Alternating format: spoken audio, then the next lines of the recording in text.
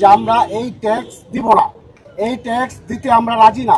আগামী 2026-27 অর্থ বছরের বাজেটে মোটরসাইকেলে অগ্রিম আয়কর আরোপের প্রাথমিক সিদ্ধান্তের প্রতিবাদে রাজধানীর আগারগাঁওয়ে জাতীয় রাজস্ব বোর্ড কার্যালয়ের সামনে মানববন্ধন করেছেন মোটরসাইকেল ব্যবহারকারীরা।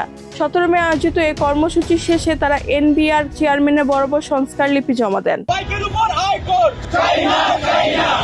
বাইকের উপর আয়কর চাই না, চাই না। সংস্কার লিপিতে বলা হয়, প্রস্তাবিত বাজেটে 111 থেকে 125 সিসির মোটরসাইকেলের জন্য বছরে 2000 টাকা, 126 থেকে 165 সিসির জন্য 5000 টাকা এবং 165 সিসির বেশি মোটরসাইকেলের জন্য 10,000 টাকা অগ্রিম আয়কর আরোপের প্রস্তাব করা হয়েছে।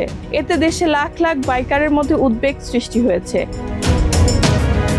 জানা গেছে, গত বৃহস্পতিবার প্রধানমন্ত্রী তারেক রহমানের কাছে বাজেটের নীতিগত রূপরেখা ও কর প্রস্তাবের উপস্থাপন করে এনবিআর। তবে মোটরসাইকেলের কর হার বেশি মনে হওয়ায় তিনি তা কমানোর নির্দেশনা দেন।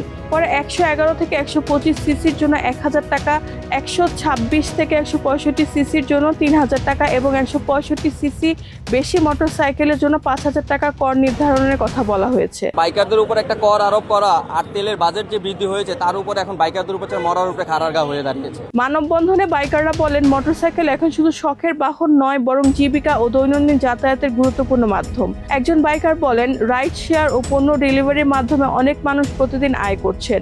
নতুন কর আরোপ হলে তাদের জীবন জীবিকা ক্ষতিগ্রস্ত হবে।